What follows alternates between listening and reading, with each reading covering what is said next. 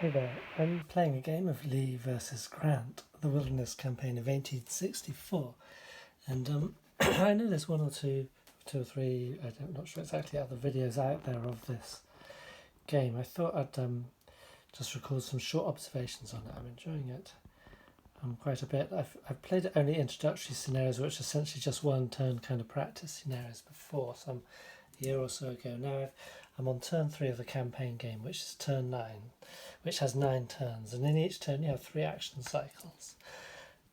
So a lot of movement can happen in any one game turn, but on each end of the movement cycles, you have administration and terminal cycles. So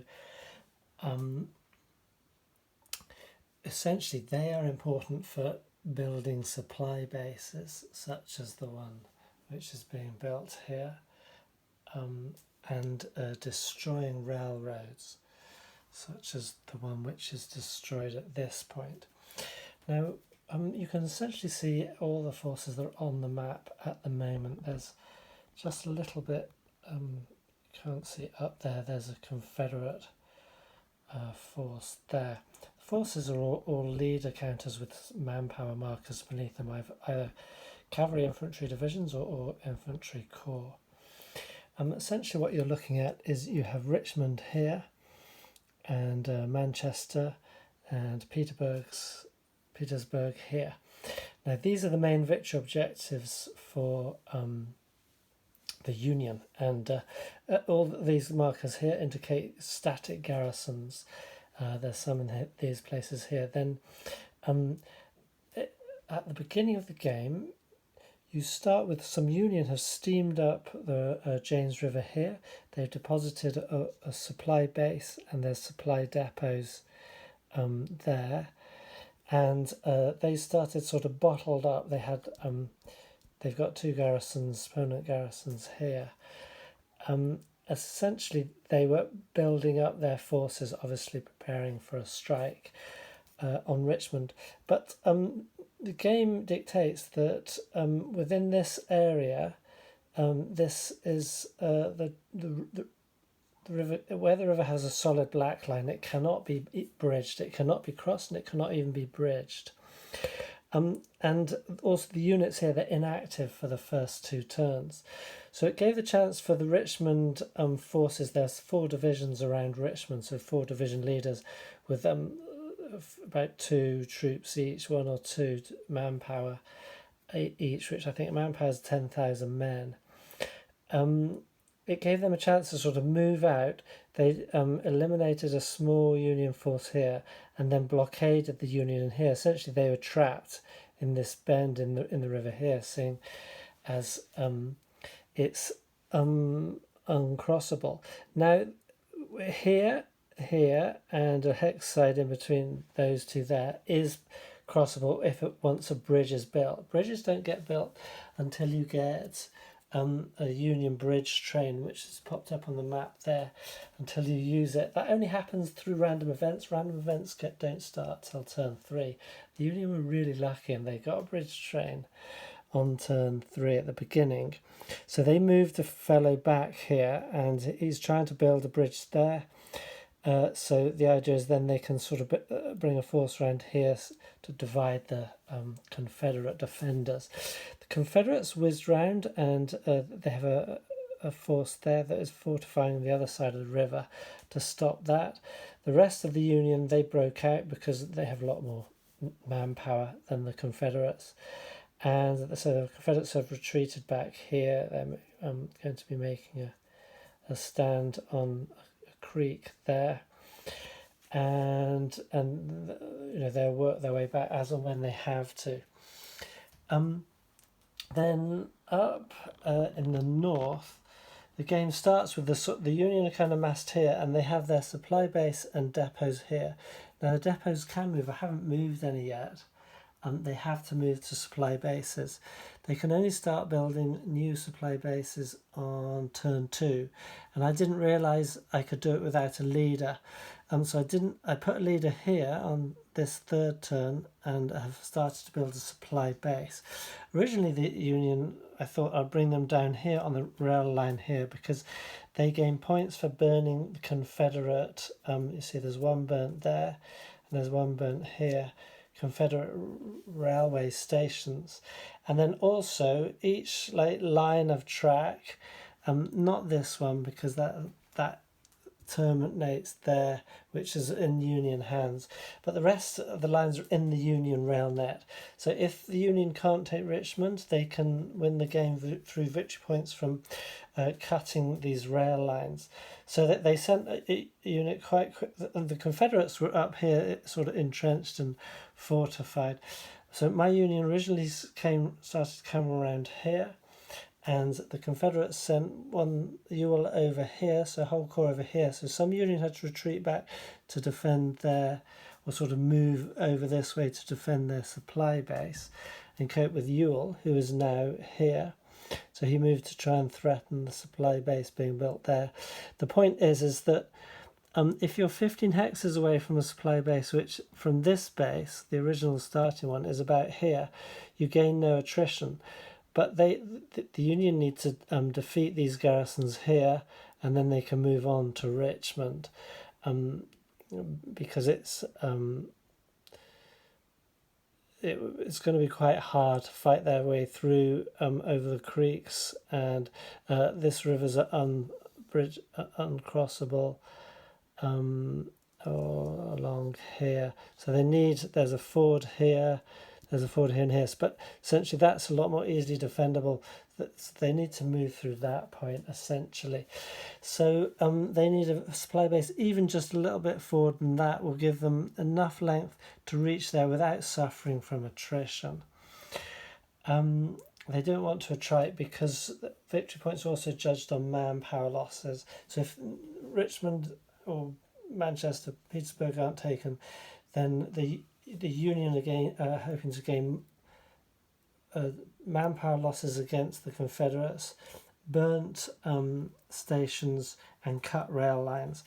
Now, so the rest of their main force was sent down here, and they advanced one fellow quite quickly. He's put himself there and he's succeeded in cutting the rail line. It takes a whole turn, so you have to be there at the beginning of the turn and be there at the end of the turn. So you miss out on 3 whole action cycles. In that time, the Confederate has surrounded him with force, and that has cut off his supply, so he will be suffering attrition, but that is 6 VPs just to put one cut anywhere along this rail line. A Union can get 12 VPs for cutting this rail line, and then say 14 VPs for this rail line, 3 for that one, and just 1 for one over there. So if they can't take Richmond, obviously they'll cut this rail line and one of these for major victory points. I'll talk a bit more about maybe the victory possibilities in a second. I just wanted to mention 2 really neat things about this game. So in an activation cycle, you roll for initiative, and whoever gets the initiative gets to move. Confederates win on ties, and then you roll for your movement, so that each leader has a command value, and then infantry roll 1 die, cavalry roll 2 dice, add that to the command value, which ranges for say 0 for some terrible Union leaders up to 7 for some cavalry generals, and that is your movement points.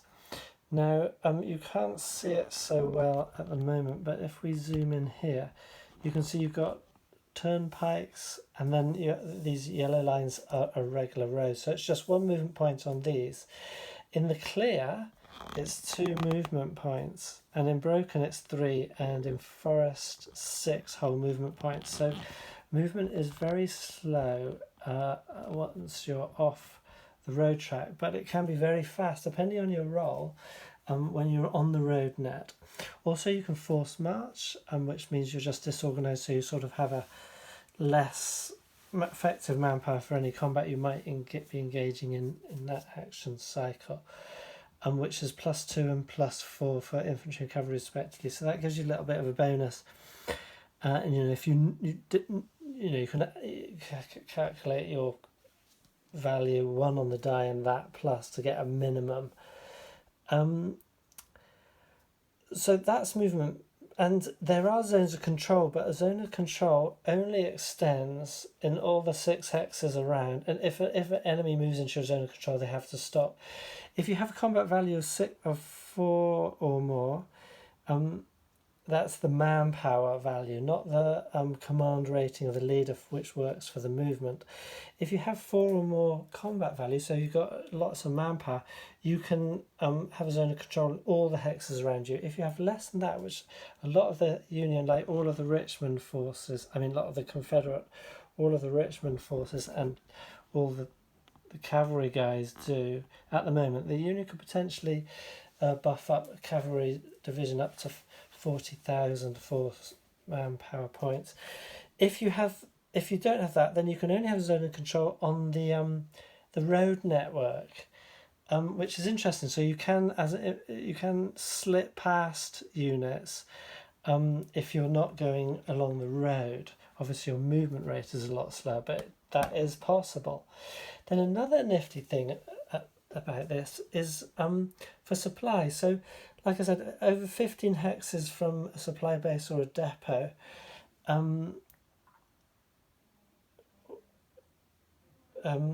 you will start getting attrition, and they're secondary, extended, and isolated. So gradually your attritions you roll a die and more chance of getting more attrition, up to 3 points. A end of per turn rather than action cycle. But the thing is that zone of controls do not block, nor do enemy units block you tracing your supply back, because each hex is about 2 kilometers, which I think is sort of maybe 3.5, 2 miles, maybe about 3.5 kilometers. So it's a big enough area that in that day and age, forces would not know, who's on the other side of the hill, kind of thing, without a lot of cavalry moving around to assist. But if you instead of marching in one activation cycle, you entrench, you get a breastworks marker, and you can upgrade that to a fort, and then you block all in your hex and all the 6 around you supply. Now, what I would take that as meaning is that if you're not moving but you spend time sort of more or less stationary, it means you are patrolling that area, you are thoroughly looking around that area and will be able to block any supply reaching the enemy. And it also means, if an enemy comes on you, you can take the higher ground and so forth. So here it's just counted as, it's just sort of given the nominally called breastworks. Essentially it gives you double your manpower and defence, or 3 times if you've taken 2 of your movements to do that. So it's very interesting. So for example, here I put the 3 cavalry around, and they immediately stayed in place, got the nominal breastworks, which means that they completely cut off his supply. But otherwise, without that kind of surrounding and covering the surrounding area, he would have been able to get supply at an extended rate, but still. Now he's cut off. But the Union, he stayed there. He didn't try to move away because, okay, he's might going to take some losses, but the Union have gained 6 VPs from him cutting that railroad. So the Confederates are moving in. We've got Hill, 6 strength. The fellow there, I think he's got 9. And then the Union have been bringing some 10 and 6. We've got Burnside there and Warren there from the 5th and 9th Corps, non-respectively. And that's the end of this 3rd turn. So yes, it's an interesting game because there's kind of like a lot of movement in it, and the combat is not that bloody. You'll lose 1 manpower at most, but you can get routed and have to move back 4 hexes, and then you're disorganized. You won't get your action segment in that action cycle unless you've already moved it, and so forth. So, but it's also graded so that you roll a die roll and work out the differential, and then you judge. So, if you're on, say, +3, which is good for the attacker, subtracting their modified die roll by the defender's modified die roll. If you're a small defending force, you'll be disrupted and retreat. If you're a similar size attacking force, you'll be disrupted but can advance after combat. But if you're a huge attacking force, you might take one loss in that. And actually, that seems a bit odd when I think about it, because I would hope that the larger force could maybe not get disrupted when fighting against a smaller force. So there's no actual correlation between the size of the defender's force and the size of the attacker's force, except in the die roll modification. So that actually does factor in this number. But whatever number you get, it's the same line for the defender and the attacker. But anyway, be that as it may, so it's not bloody combat. So you're wanting losses from attrition, combat, and also cavalry can retreat before combat. On unlucky roll 6, they will lose 1 point. And the Confederate losses count for 1.5 the Union losses in terms of victory points. So as we stand at the moment, the Union have gained 6 for cutting that railroad. Then there's 1, 2, 3, 4 for burned markers. And then comparing the manpower losses means that at the moment the Union are actually on 14 victory points. As the victory points are, if we were ending the game at the 3rd turn, because you can end it on the 3rd, the 6th, or the final 9th turn, the Union would have a substantive victory. So the victory points work out like this. So I'm not sure how the Confederates are going to go into the minuses. It might be to do with the valley, which is just an abstraction for what's happening in the valley. Maybe Breckinridge coming in to this campaign. But essentially at the end, if we're on the Union have gained 0 victory points, the Confederates get a decisive victory. But at the and they need 26 for a marginal victory. So at the moment we're on Confederate marginal victory, but if the Union cuts another major railroad and can do well in the fighting and attrition, the Confederate are not going to be winning this game. You can see at the moment, if we were counting a medium game, let's just say this game, at the moment the Union are doing very well. They're on a substantial victory level. So if they keep going, they're doing very well. So you have the Union forces are strong, but they have to move carefully and slowly because they don't want to lose much from attrition. They need enough strength so that when they kind of get to where they really want it to count, and by that time then the Confederates would have amassed theirs, that they are able to have an effective battle. You can see that if the dice differential is say +6 or more, you can cause the enemy a loss of say 1 to 3 manpower and none to yourself. So you want to be getting very decisive odds. And so say if each die roll is the same, to get +6 without any other sort of small terrain and a couple other modifiers, rain and lee and stuff, you need 7 to 1 odds. So that's not going to happen very often, if at all.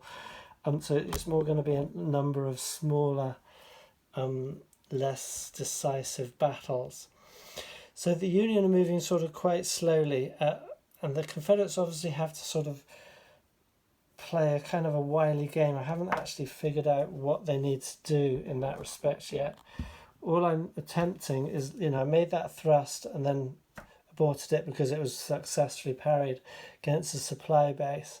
So now we're moving down to threaten the other supply base. Unfortunately, he's well within supply range.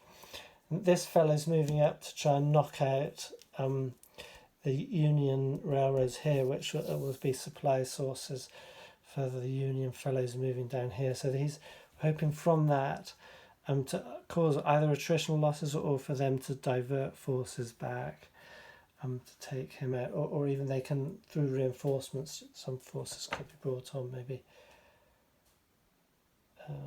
No, I think they do have to come on with the cause already on the board. So that's the situation. Just a brief look at Lee versus Grant. These are all spare leaders. These are substitute ones in case leaders get killed in combat. These are divisional leaders that are with their corps leaders waiting to be detached if and when necessary. And that is it for now. Over and out.